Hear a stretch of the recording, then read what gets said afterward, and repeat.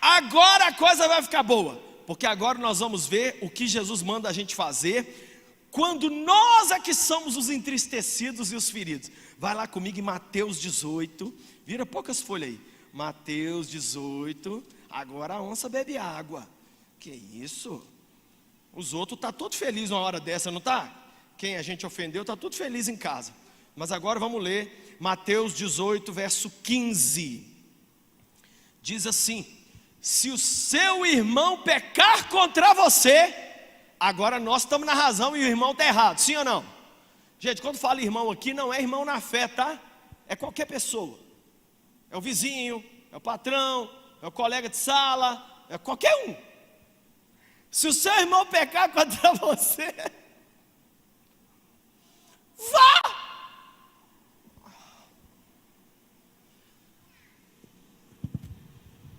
Gente, vocês querem que eu conto ou vocês contam? Estando você certo ou errado na história, Jesus espera que os seguidores dele é que tomem a iniciativa de reconciliar. Se eu fosse escrever as regras, eu ia sentar, falar: gente, vou escrever as regras de quando uma pessoa pecar contra outra. Primeiro, quem errar, procura o outro. Anotou aí, anjo? Anotei. Mas Jesus não segue a minha cabeça. Já tentei sugerir isso para ele. Mas sabe o que Jesus decidiu? Sendo você o certo ou o errado da história. Porque, gente, pensa comigo, você já imaginou gente não cristã ter atitude mais nobre do que a gente cristão? Eu caio morto de infarto 42 vezes se eu estou brigado com uma pessoa não cristã e ela me procura para consertar o meu cristianismo, com todo respeito, mas é um coliforme fecal. Hã? Tem gente falando: puxa, eu podia ter ficado em casa hoje. Não, filha, você veio hoje porque é você que precisa de ouvir isso.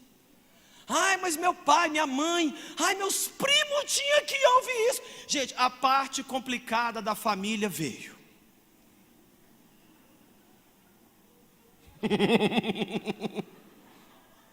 Tem gente que está assim.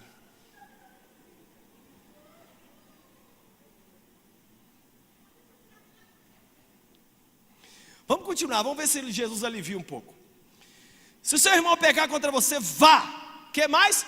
A sós com ele. Ele repete a terceira regrinha, que é qual? Particularidade. Não, gente, é a mesma coisa de tomar banho em público. Eu vou tomar banho na frente de todo mundo? Não, a roupa suja se lava em casa. Em casa.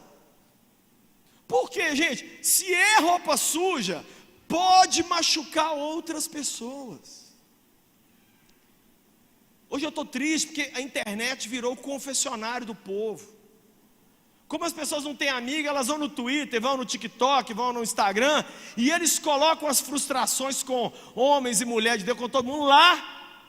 Ao invés de procurar a pessoa e falar assim: olha, eu estou aqui, eu quero consertar com você, mas isso assim me ofendeu, vamos resolver? Continua lendo aí o verso 15. Vá a sós com ele, mostrar-lhe o erro, e se ele o ouvir, você ganhou o seu irmão. Qual é o objetivo do encontro? Ganhar o irmão. Ganhar o irmão. Agora continua lendo. Tem uma diferençazinha só de um para o outro. Mas se ele não ouvir, verso 16, leve consigo mais um ou dois outros, de modo que qualquer acusação seja confirmada pelo depoimento de 2 ou 3 testemunhas. Vou resumir para vocês a ópera até agora. Olha para mim, o negócio é o seguinte: quando uma pessoa está triste com você, ou quando você está triste com uma pessoa, as 3 regrinhas do perdão são: primeiro, o cristão vai procurar outra pessoa, seja ela quem for, cristão também, não cristão, é o cristão que vai. Está nele certo ou errado. Segundo, vai a sós, não é para espalhar isso para o mundo inteiro. E terceiro, vai com o espírito de reconciliação, vai para ganhar o seu irmão. A única diferença que Jesus colocou de um caso para o outro é: quando você está triste com alguém e você procurou esse alguém a sós para reconciliar e a pessoa não quis, Jesus libera você para levar uma outra pessoa com você, para servir de interlocutor, de intermediador, para ver se consegue resolver. Quem está entendendo o que eu estou falando aqui? E se essa pessoa não conseguir unir vocês dois, aí você vai ver aí no verso 17, que é para fazer, sabe o quê? É para contar para a igreja: igreja, tem uma pessoa, que essa pessoa está querendo me matar, está querendo me prejudicar, tal, eu sentei com ela, tentei reconciliar, não teve jeito, levei o pastor fulano de tal, levei a irmã fulano de tal, não teve jeito. Então, igreja, aí a igreja vai tentar, é o último passo. Se a igreja não conseguir, Jesus fala uma frase muito forte. Jesus diz assim: considere-o um publicano, considere-o uma pessoa que não tem uma aliança com Deus. Jesus diz exatamente isso. Gente, nessa noite nós precisamos começar a colocar em prática as regras do perdão.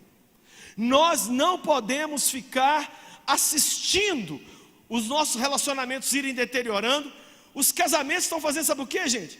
Eles estão entrando em coma para depois as pessoas procurarem a gente. Gente, não faz isso. Sabe aonde tudo piora? Naquela pequena ofensa aquele dia lá atrás, onde a coisa não foi resolvida, e aí virou ranço, que virou ressentimento, que aí veio uma ofensa em cima de outra ofensa, em cima de outra ofensa, e quando viu, a alma está com um câncer, porque não houve um perdão lá atrás. Lucinho, mas eu não consigo perdoar. O perdão não tem a ver com sentimento, não tem a ver com nada, tem a ver com uma decisão. Eu decido não ser mais prisioneiro dessa pessoa e nem dessa situação, e eu escolho abrir mão da razão. Eu escolho abrir mão da razão. Uma pessoa outro dia perdoou a traição de um marido, e as pessoas próximas chamaram ela de burra. Eu falei: vocês têm que calar a boca de vocês. Sabe por quê? Quando a gente diz que uma esposa que perdoou a traição do marido é uma burra, nós estamos dizendo que Deus foi burro de nos perdoar depois de todas as ofensas que nós cometemos contra Ele.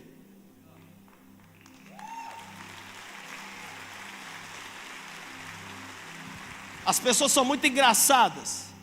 Elas não querem que as pessoas perdoem as outras. Só que quem vai ficar sozinho na cama dormindo à noite é a mulher lá. Qualquer casal que me procura, gente, com qualquer problema, sabe o que eu falo para qualquer um? Tenta perdoar um ao outro e voltar a ficar junto.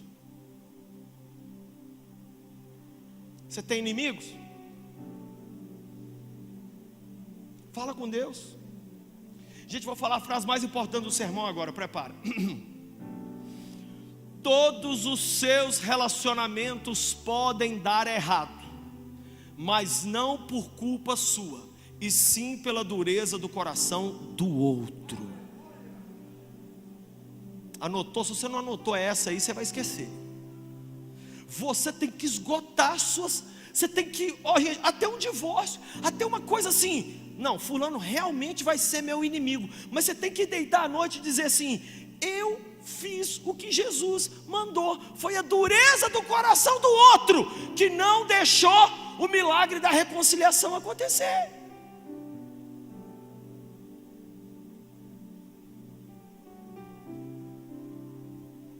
Quando não perdoamos, a Bíblia diz que gera em nós a raiz de amargura. Está lá em Hebreus 12:15. Quando não perdoamos, a Bíblia diz que a gente pode ter doenças físicas. Isso está em Tiago 5,16.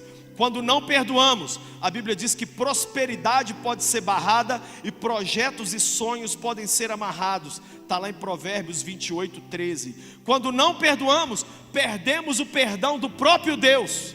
Porque Jesus falou: se vocês não perdoarem o próximo de coração, tampouco vos perdoará o meu Pai que está no céu.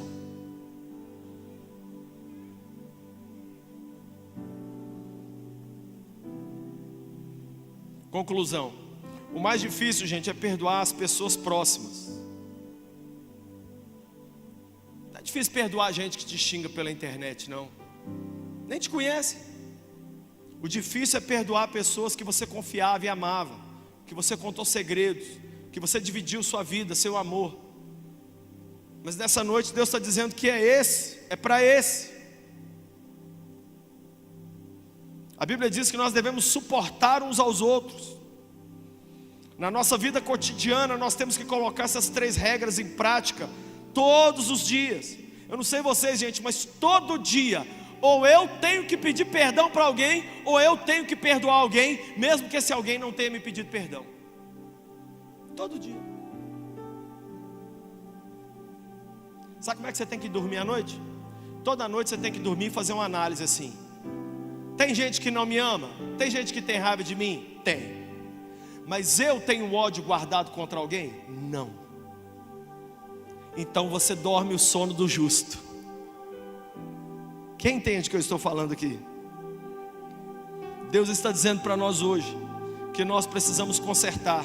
Olha essa frase aqui do George Herbert: aquele que não pode perdoar destrói a ponte sobre a qual ele mesmo um dia deve passar. Olha essa frase famosa do Malachi McCourt: guardar mágoas e ressentimentos é como tomar veneno, esperando que a outra pessoa morra. Olha essa frase aqui do pastor Fábio Damasceno, amigo nosso lá do Rio de Janeiro: não há opção para o cristão, é preciso perdoar e pedir perdão sempre. E podemos fazer isso mesmo sem ter vontade. Eu escolho perdoar, mesmo sem querer e mesmo ainda estando machucado. O processo do perdão passa por 2 etapas: a do milagre e a da obediência. Mas primeiro eu obedeço, para depois eu ver o milagre.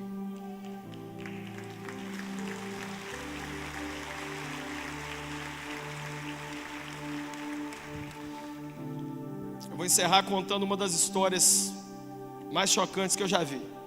Está no meu livro, Loucos por Jesus. Tinha uma mulher na Holanda, em 1942, chamada Corrie ten Boom. Essa mulher holandesa, ela e a irmã e o pai. E eles eram cristãos. E eles resolveram guardar judeus escondidos dentro da casa deles. E eles guardaram centenas de judeus, porque eles abrigavam os judeus e ajudavam eles a fugir. Guardavam os judeus, a parede da casa tinha um fundo falso. Então ele recebia famílias que estavam fugindo de Hitler e ele encaminhava essas famílias para lugares seguros. Um dia, toca a campainha. Quem era? A Gestapo, a polícia especial de Hitler. Investigaram a casa, descobriram os judeus e mandaram ela, a irmã e o pai para o campo de concentração de Ravensbrück. Chegou lá, no primeiro dia as 2 foram estupradas, várias vezes. O pai apanhou de cair inconsciente, o senhor de idade. E o pai, enquanto apanhava, só cantava. Com poucos dias no campo, o trabalho era tão forçado e a comida era tão nenhuma, que o velho pegou uma infecção e morreu. Os nazistas fizeram ela cavar com a mão a sepultura do pai. As 2 cavaram. Elas eram estupradas repetidamente durante a semana. Trabalhava igual uma louca, apanhava de pau. Um dia o guarda enfiou a cabeça delas no vaso sanitário cheio de fezes. E um dia, um dos policiais, muita raiva, falou com a Corrie: faz isso assim, assim. A Corrie demorou um pouco. Ela falou assim: o preço que você vai pagar é esse aqui, ó. Virou o revólver, pôs na cabeça da irmã e matou, na frente dela. 1945, os aliados invadem a Europa, dia D, você conhece a história, e eles libertam os judeus desse campo de concentração. E a Corrie sai completamente abalada, pesando 30 e poucos quilos, mas se recuperou. E em 1960, ela já estava rodando o mundo, contando como pregadora o que Deus tinha feito na vida dela. Um dia ela estava na Alemanha, pregando numa igreja, 1960, 15 anos depois da guerra. E ela pregou sobre isso que eu acabei de pregar. E quando ela acabou de pregar, ela falou: quem quer aceitar Cristo, vem aqui na frente. Aí veio um povo, aí veio um senhor, cabelo branquinho, estendeu a mão assim para ela e falou assim: tudo bem? Você está lembrado de mim? Ela falou: não. Assim, eu sou o soldado que estuprou você e matou sua irmã. Você me perdoa? E ele ficou com a mão aqui. E você tem que ler o livro Refúgio Secreto, porque ela leva umas 10 páginas só narrando o que passou dentro do coração dela nos 10 segundos que aquele homem ficou com a mão suspensa no ar, porque ela entendeu que pegar na mão daquele homem naquela hora revelaria a verdade ou a mentira do cristianismo dela. E ela não somente pegou na mão daquele homem, ela abraçou aquele homem e ficou quase 2 horas abraçada, chorando, e os dois se tornaram amigos. Nessa noite, o Cristo que nos perdoou lá na cruz está querendo nos ensinar a dividir perdão, a pedir perdão e a cuidar e curar as pessoas ao nosso redor. Você quer? Eu quero. E conhecendo Jesus como eu conheço, eu falei isso aqui ontem, que eu preguei aqui ontem para os jovens. Tudo que eu prego, eu sou testado naquilo que eu prego, no máximo em 48 horas depois que eu prego. Então falou: não assuste se você sair daqui agora, chegar na sua casa e o povo te fizer uma raiva top. Não assuste se você pegar seu carro ali agora e alguém te fechar. Não assuste amanhã, porque Jesus não aceita a gente virar e falar: amém, Senhor, aprendi tua palavra. Ele vai falar assim: vamos fazer um teste. Ele dá matéria, mas logo depois ele dá prova. Dá uma notícia para você, querido: chegou a semana de prova. Quem quer passar nas provas de Jesus aqui? Vou perguntar de novo, que é um monte de braço aí. Se fosse o Silvio Santos perguntando quem quer dinheiro, você tinha levantado esse sovaco. Quem quer passar nos testes de Jesus, meu Deus do céu?